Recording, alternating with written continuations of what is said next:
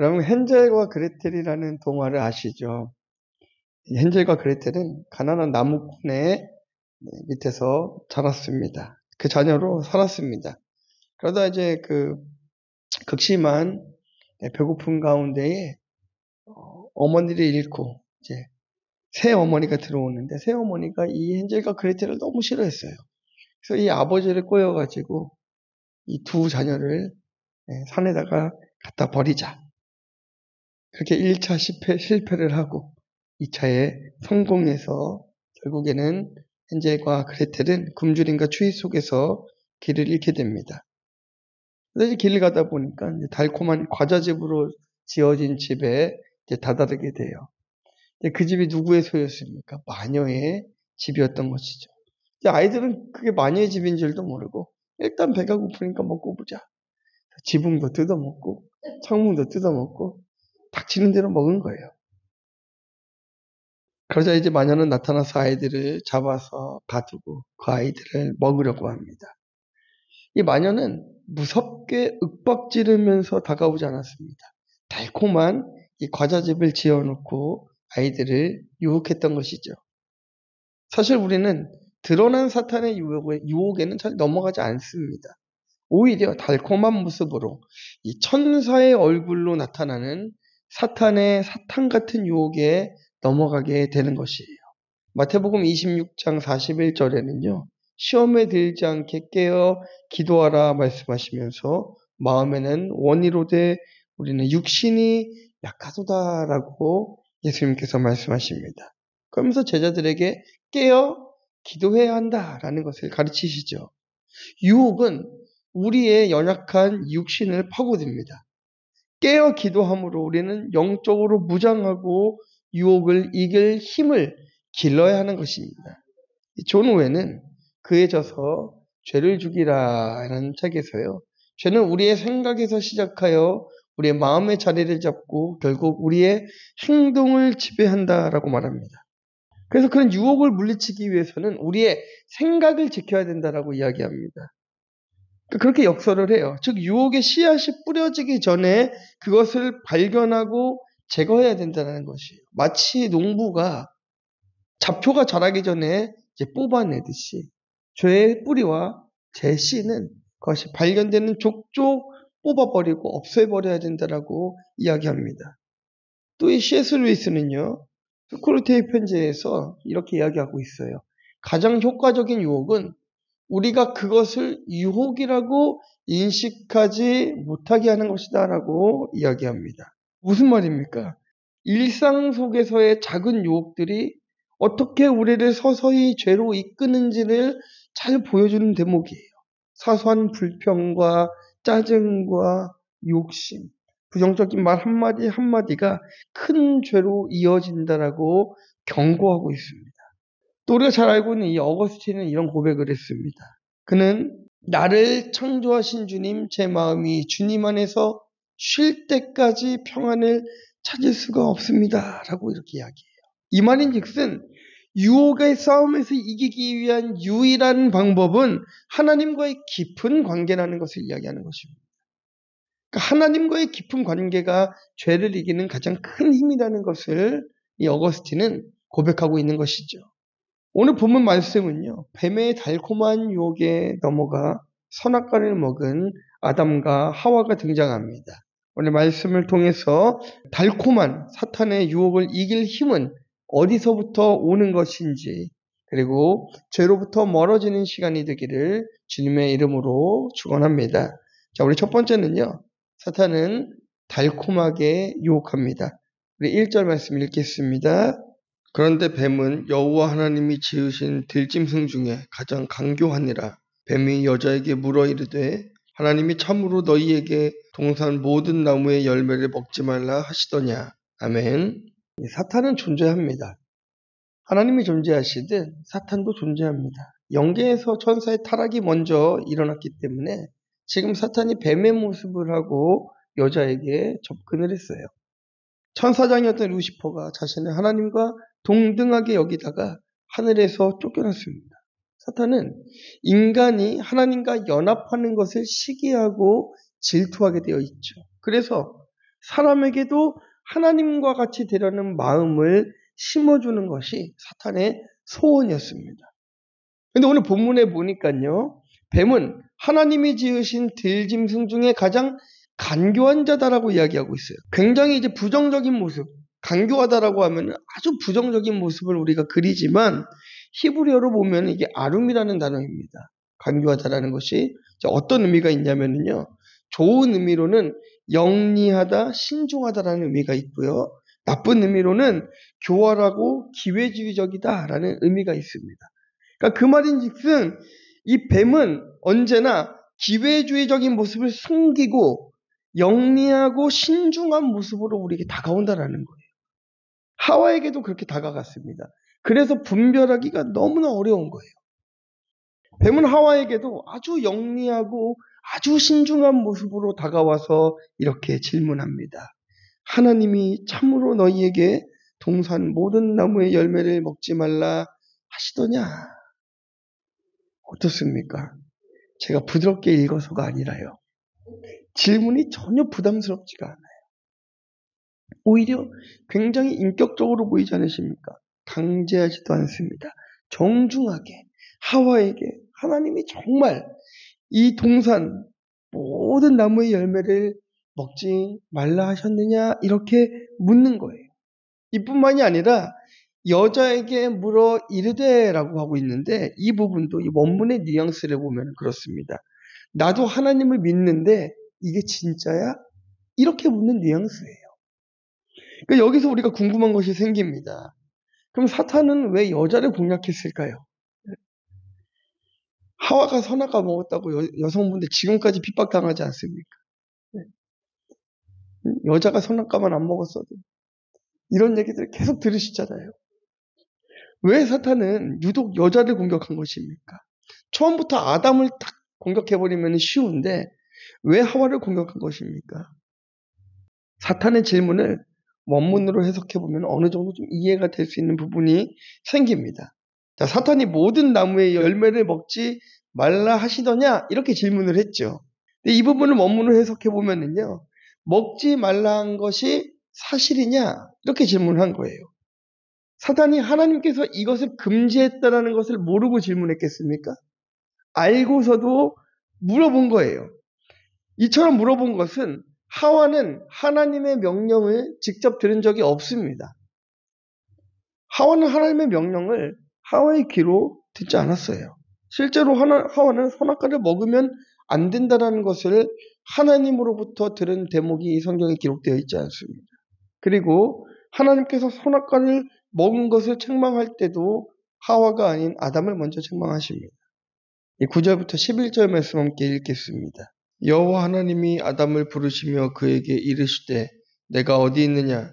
이르되 내가 동산에서 하나님의 소리를 듣고 내가 벗었으므로 두려워하여 숨었나이다. 이르시되 누가 너의 벗었음을 내게 알렸느냐? 내가 내게 먹지 말라 명한 그 나무 열매를 내가 먹었느냐? 아멘. 성경은 부부를 한 몸으로 보시기에 아담에게 말씀하신 것은 하와에게도 말씀하신 것으로 간주합니다. 그러니까 하와도 선악과를 먹으면 안 된다는 것을 이미 알고 있지 않습니까? 아담으로부터 배운 것이죠. 들은 것입니다. 하나님의 명령을 듣고 그 내용을 다 알고 있었습니다.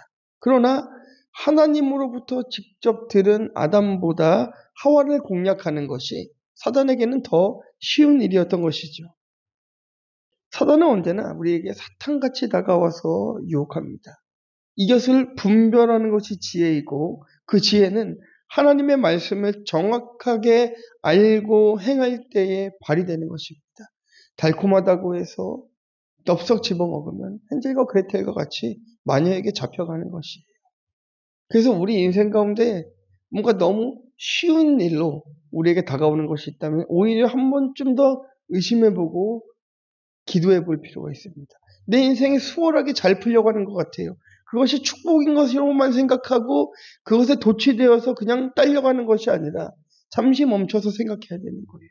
이것이 정말 하나님께서 나에게 허락하신 축복인 것인가, 사단의 유혹인 것인가 돌이켜야 되는 것입니다.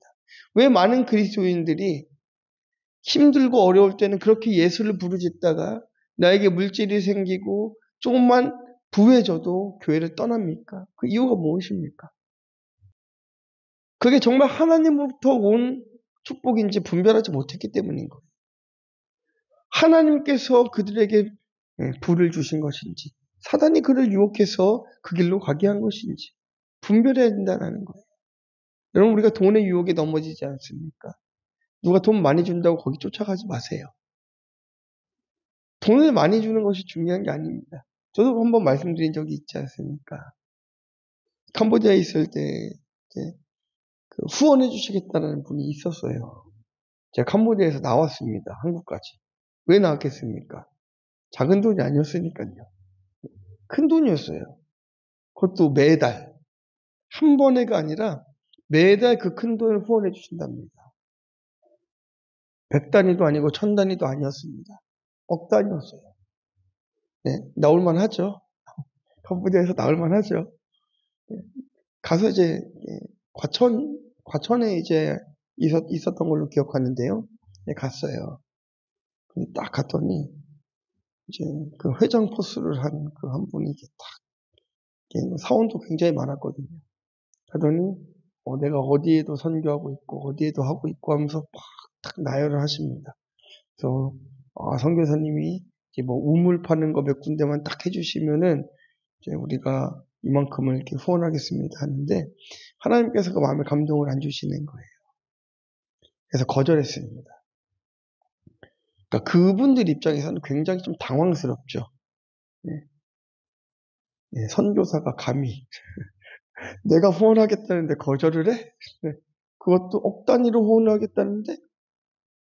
그런데요, 여러분, 그게 억 단위든, 뭐 100억이든, 1000억이든, 조 단위든 뭐든지 간에 하나님께서 그것을 기뻐하지 않으시면 안 받아야 돼요.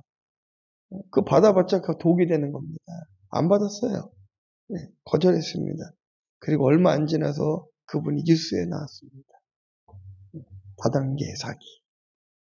해가지고 뉴스에 나왔어요. 그럼 그 돈을 받아가지고 일했던 그분들은 얼마나 부끄럽겠습니까? 전 그분들을 질책하고자 함이 아니에요. 그렇게 달콤하게 다가왔기 때문에 분별할 수 없었던 거예요. 저도 얼마나 달콤했으면 캄보디아에서 뛰어왔겠습니까? 달콤하더라고요. 가서 보니까요, 보암직도 하고 모금직도 합니다. 돈이 그렇더라고요.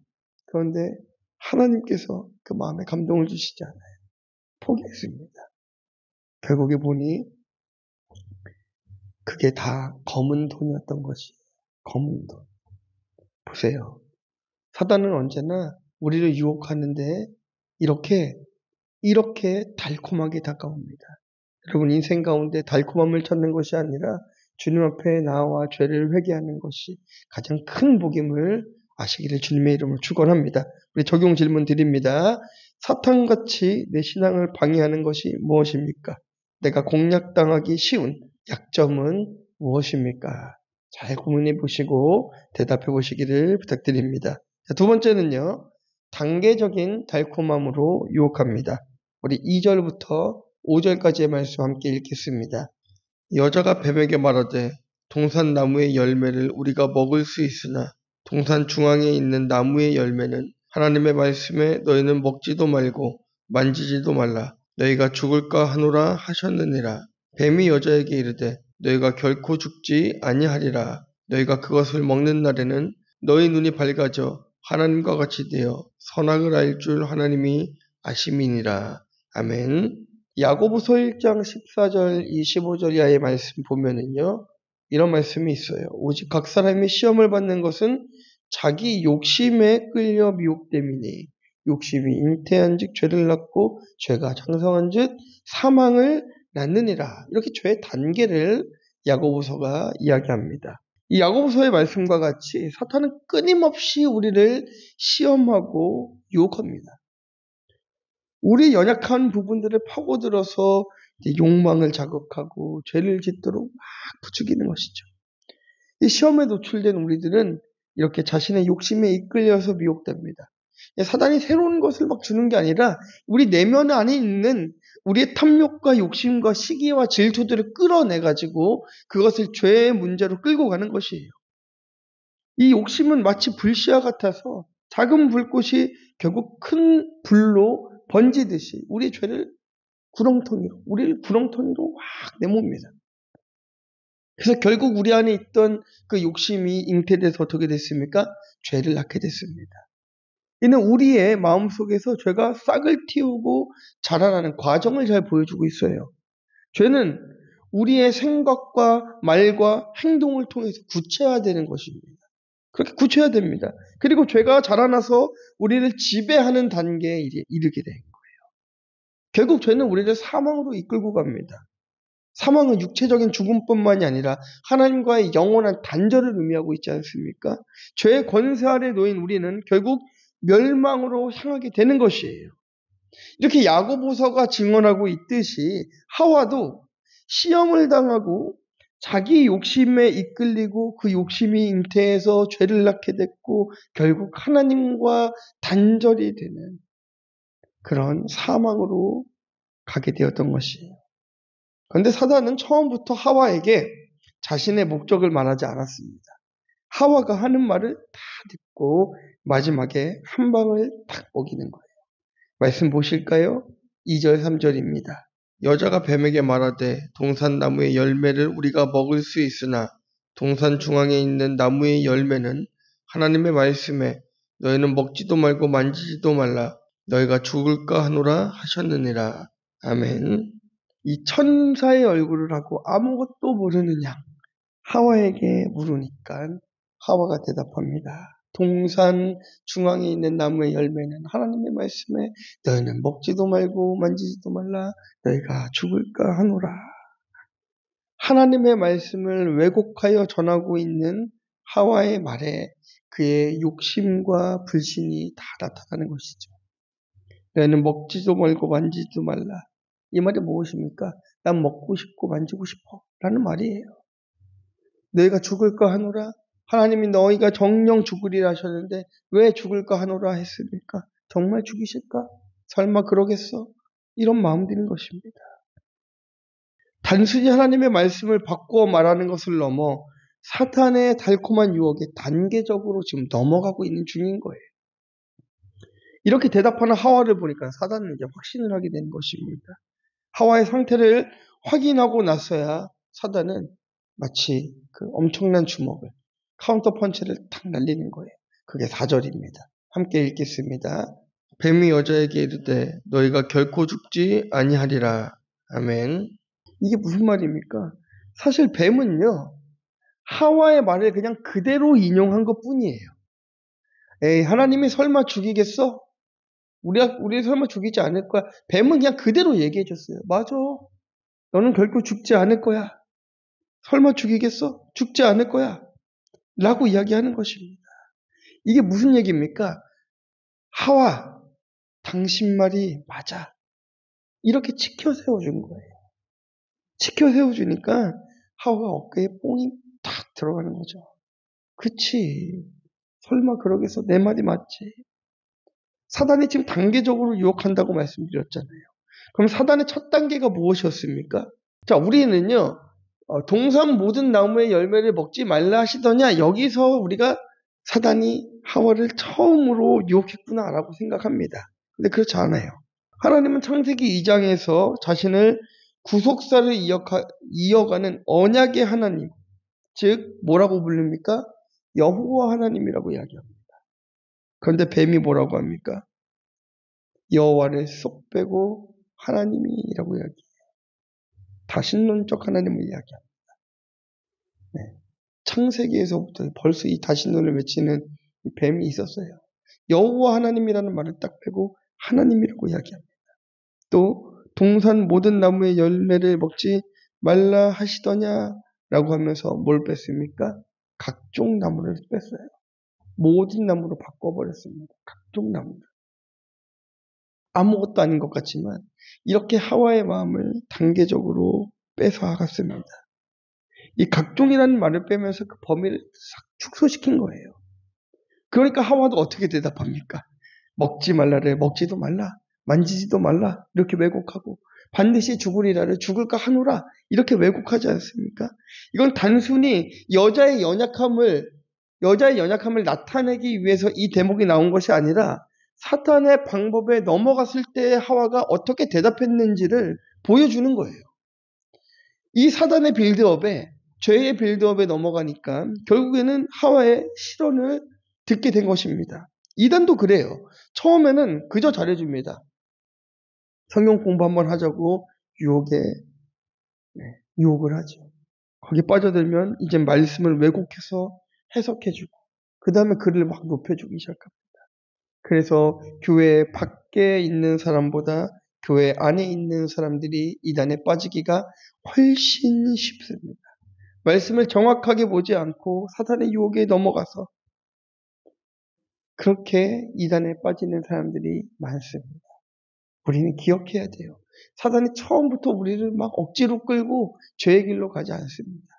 작은 것 하나 이렇게 우리를 빼앗아 가는 거예요. 죄의 문제가 그렇습니다. 처음부터요. 큰 죄를 짓는 게 아니에요. 바늘도둑이 소도둑 되는 겁니다. 단계적으로 그 죄가 커져가는 거예요. 지금 캄보디아 사태 보고 계시잖아요.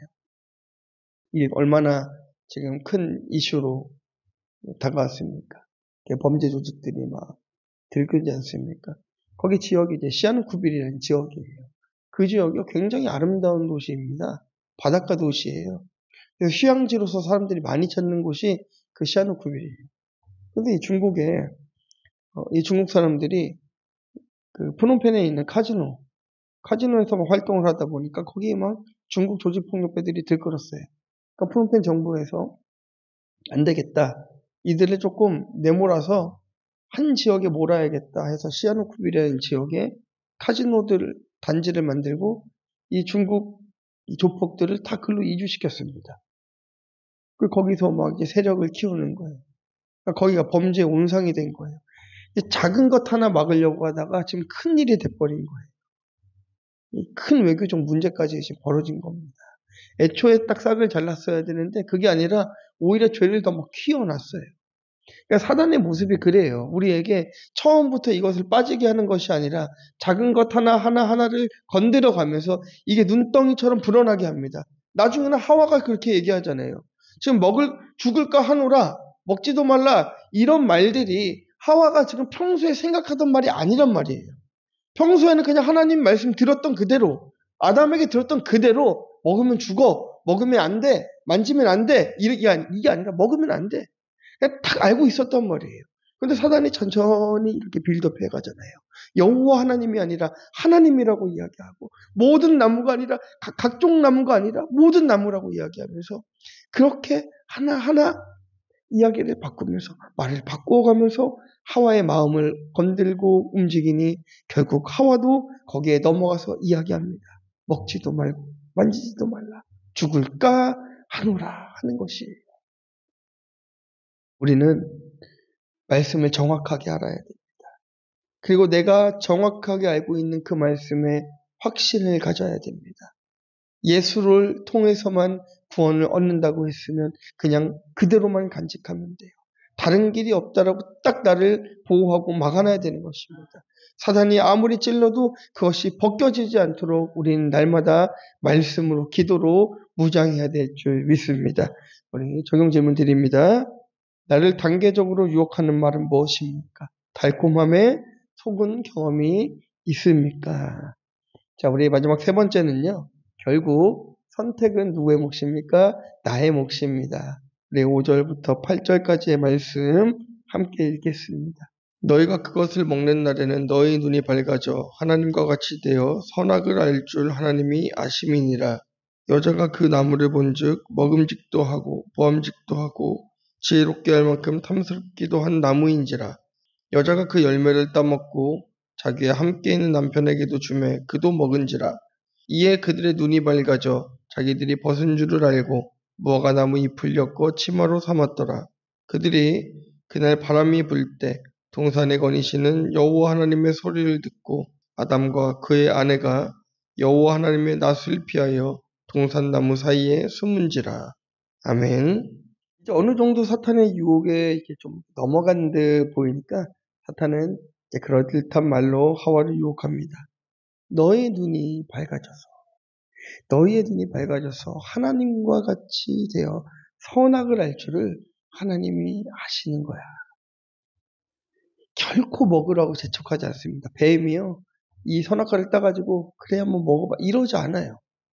계속 이야기합니다. 너네 눈이 밝아지니까 하나님이 이것 때문에 너희들 이거 못 먹게 한 거야. 옆에서 계속 얘기해요. 억지로 먹이지 않아요. 하와 스스로 선택하도록 사탄은 하와를 미혹합니다. 6절 말씀 보시면은요, 갑자기 선악과를 바라보는 하와의 마음이 급변하는 것을 알 수가 있어요. 그동안은 하나님의 명령으로 결코 먹으면 안 된다라고 생각했던 선악과가 어느 순간 보니까 어떻게 변해 있습니까? 먹음직도 하고 보암직도 하게 보이기 시작하는 거예요. 지혜롭게 할 만큼 탐스럽게 보이기 시작하는 거예요. 그렇게 보이기 시작하는 거예요. 사실 우리도 사탄이 이런 전략에 넘어가기가 너무나 쉬워요.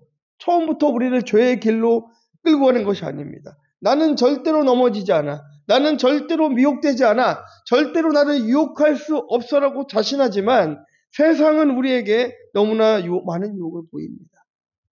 물질의 유혹으로부터 자유한 사람이 있습니까? 성적인 유혹으로부터 자유한 사람이 있습니까? 없어요. 굿 한 번 하면은 남편이 승진한다고 그러고 자기 자녀들이 잘 된다고 하니까 수천 수억을 주서라도 굿을 한다고 합니다. 그것도 스스로 그리스도인이나 부르는 사람들이 그러고 있다라는 거예요. 처음에는 궁금한 거죠. 그냥 앞으로 내 미래가 좀 어떨까? 기도해봐도 좀 안 보이니까 무당에게서 한번 물어볼까? 처음엔 그냥 가는 거예요. 호기심에 갑니다. 한 번, 두 번 듣다 보니까 무당의 말이 맞는 것 같아요. 그래서 스스로 굿을 하기로 선택합니다. 이렇게 사탄은 우리가 죄를 스스로 선택하도록 악의 길로 인도하는 것이 그들의 전략이에요. 자, 그러고 나서 봅시다. 여자가 그 열매를 따먹고 어떻게 합니까? 자기와 함께 있는 남편에게도 주매 그도 먹은지라. 남자는 여자하기 나름이라는 말이 있어요. 한 집안에 아내이자 엄마가 잘 서 있으면 온 가족의 믿음을 살립니다. 반면 아내이자 엄마가 믿음이 없으면 그 가정이 무너집니다. 엄마가 믿음으로 양육하지 않으면 자녀가 믿음으로 양육되어질 수가 없어요. 가정 전체가 구원과 멀어질 수밖에 없습니다. 그러나 남자는 또 여자 탓만 할 수가 없습니다. 그 집의 중심, 세대주가 책임져야 하기 때문에 죄의 책임에서 아담이 벗어날 수가 없는 것입니다. 실제로 그래요. 남자 혼자 믿는 집에서 가족 구원, 가족을 전도하기는 더 어렵습니다. 오히려 이제 여성분들이 믿는 집에서는 그게 좀 어려워도 그래도 되더라고요. 근데 남자들은 그걸 끝까지 못 견뎌요. 근데 여자분들은 이 뼈로 지어져서 그런지 단단해서 그런지 잘 버티십니다. 끝까지 만져서 결국에는 그 믿지 않는 남편을 기어코 교회로 앉혀놓더라고요. 근데 남자들은 그거를 못해요. 여자들은 하더라고요. 그런다 할지라도 아담은 죄의 책임에서 자유할 수가 없습니다. 자, 우리 7절 말씀 보겠습니다. 이에 그들의 눈이 밝아져 자기들이 벗은 줄 알고 무화과 나무 잎을 엮어 치마로 삼았더라. 자, 이제 눈이 밝아졌다라고 하고 있어요. 이렇게 보암직도 하고 먹음직도 한 선악과를 먹었으면 뭔가 신세계가 열리고 없던 능력이 막 생겨나고 뭔가 특별한 어떤 일들이 막 일어나야 되는데 아담과 하와에게는 무엇이 생겼습니까? 죄의식이 생기기 시작한 거예요. 죄의식이. 본문에 눈이 밝아졌다라고 이야기하는데 이게 파카흐라는 단어입니다. 이게 뭐냐면요. 이게 개안되었다는 의미가 있는데 시력이 향상되어서 더 잘 보게 되었다라는 뜻이 아닙니다. 뭐냐면요. 볼 수 없었던 또 혹은 보아서는 안 되는 것을 보게 되었다라는 뜻이에요. 죄가 들어오니까 벗은 몸을 보고 타락종과는 달리 수치심을 느끼기 시작했어요. 수치심을 느낀 까닭은 무엇입니까? 창조시 하나님으로부터 부여받은 그 순수하고 고귀한 영적인 순결을 잃어버렸기 때문입니다. 따라서 그들이 이 치마를 사용해 몸을 가리울 수는 있을지언정 하나님 앞에서 이 영적 영적인 수치는 가릴 수가 없었어요. 저는 이 창세기 3장 말씀에서 통틀어서 이 8절 말씀에서 가장 큰 은혜를 받았습니다. 우리 한번 읽어보겠습니다. 그들이 그날 바람이 불 때 동산에 거니시는 여호와 하나님의 소리를 듣고 아담과 그의 아내가 여호와 하나님의 낯을 피하여 동산나무 사이에 숨은지라. 아멘. 왜 여기 은혜를 받았을까요? 죄를 선택하고 하나님을 피하려 했지만 동산에 거니시는 여호와 하나님의 소리를 피할 수가 없었어요. 우리가 시험에 들어서 교회를 떠나도 그 여호와 하나님의 소리를 피할 수가 없습니다. 우리의 신앙이 무너지고 하나님을 떠나 세상으로 가도 여호와 하나님의 소리를 피할 수가 없어요. 내가 지금 죄를 선택해서 내가 타락하고 유혹에 넘어가고 내 삶이 무기력해진다 할지라도 동산나무 사이를 거닐고 다니시는 그 여호와의 소리를 우리는 피할 수가 없습니다. 이게 무엇입니까? 은혜예요. 우리는 그렇게 죄를 입었고 죄를 지어서 죽어야 되는 사람인데 하나님께서 우리를 직접 찾으러 다니신다는 것. 이 소리를 듣게 하신다는 것입니다. 죄를 선택한 인간에게도 여호와의 소리를 듣고 돌이킬 수 있는 기회를 주시는 것이 얼마나 큰 은혜인지 몰라요. 저는 그래서 이 8절의 말씀에서 큰 감동을 입었어요. 하나님께서 아담과 하와를 그냥 버려버려도 되는데 그 음성을 듣게 하시잖아요. 그 소리를 듣게 하시지 않습니까? 얼마나 큰 은혜입니까? 여러분들이 우리가 매일 신앙이 막 성령이 충만해가지고 그렇게 막 예배합니까? 아니에요. 오히려 세상 속에서 죄를 지으면서 살아갈 때가 더 많습니다. 악한 생각을 할 때가 더 많습니다. 그럼에도 불구하고 하나님의 말씀이 여러분 귀에 들려진다는 것이 은혜라는 거예요. 여호와의 소리가 동산을 거니면서 오늘도 나의 심령 가운데 말씀하는 것이 들리는 것이 은혜라는 것입니다. 예수를 믿지 않는 사람들은 들을 수 없는 그 하나님의 음성이 우리 안에는 있다는 것이죠. 성령의 외침과 탄식하며 기도하는 그 하나님의 마음이 우리는 들을 수 있다는 거예요. 내가 죄 가운데 걸어갈 때 내 안에 성령께서 이리로 가면 안 된다라고 하는 그 소리를 우리로 하여금 듣게 하시는 것입니다. 이게 하나님의 은혜라는 거예요. 타락한 인간에게도 들을 귀를 주셨다는 것. 그것이 얼마나 감사한 일인지 모릅니다. 저와 여러분들은 어떤 선택을 하겠습니까? 달콤한 유혹에 넘어가서 스스로 죄를 선택하며 살아가지 않으십니까? 그렇다면 이제 속히 여호와 하나님의 소리를 듣고 돌이켜야 합니다.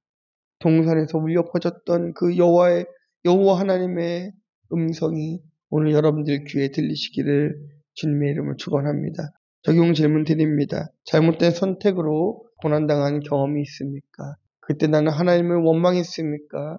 나의 잘못을 알고 회개의 자리로 나아갔습니까? 결론입니다. 사탄은 언제나 달콤한 말과 상황으로 우리를 유혹합니다. 유혹을 이길 힘은 바른 신앙 안에 있음을 우리가 기억해야 됩니다. 자, 이제 우리가 선택해야 돼요. 죄를 선택하시겠습니까? 하나님을 선택하시겠습니까? 우리 하나님을 선택하여서 거룩한 주의 백성으로 살아가는 저와 여러분들 되시기를 주님의 이름으로 축원합니다. 저는 오늘 이 본문의 8절의 말씀에 얼마나 큰 감동이 있었는지 모릅니다. 또한 뱀이 하와를 유혹하는 그 장면, 여호와 하나님을 하나님이라 부르고 각종 나무를 모든 나무라 바꿔 말하는 이것을 바라보면서 그렇구나. 나도 모르게 싹트고 있는 이 죄의 씨앗들을 빨리 발견하고 제거해야겠구나 라는 생각들을 하게 되었습니다. 혹여나 여러분들 마음 가운데에 죄의 싹이 자라난다면 빨리 뽑아내십시오. 욕심의 죄야, 질투의 죄, 내 안에 있는 불신의 죄, 이 모든 것들이 싹트기 전에 다 잘라내십시오. 여러분들의 그 약한 부분을 뱀은, 사탄은 공략합니다. 그리고 그것으로부터 이길 힘은 우리에게 없습니다. 오직 말씀 안에 거해야만 그것이 들릴 뿐입니다. 그러나 실망하지 마십시오. 내가 지금 죄의 길로 향해 걸어가고 있다 할지라도 여호와의 소리는 여러분들 귀에도 들릴 것입니다. 듣고 돌이키면 돼요. 회개하고 돌이키십시오. 여러분, 돌이키십시오. 돌이켜야 합니다. 말씀을 듣고 회개하고 돌이켜야 복이 있어요. 복이 무엇입니까? 바라크라고 했잖아요. 하나님을 예배하는 복, 하나님을 경배하는 복은 오직 내 죄를 고백하는 자들에게만 있는 거죠. 은혜입니다. 우리가 이렇게 부족한데, 이렇게 죄인인데도 불구하고 그 소리를 듣게 하신 여호와 하나님께 감사하며 이 시간 우리 함께 기도하겠습니다. 주님, 내가 죄인인데 그럼에도 불구하고 여호와의 소리를 듣게 하신 아버지께 감사합니다. 이제는 듣고 돌이킬 수 있는 은혜를 더해 주시고 유혹으로부터 멀어지는 우리가 되게 하여 주시옵소서. 다 함께 기도하도록 하겠습니다. 하나님 감사합니다.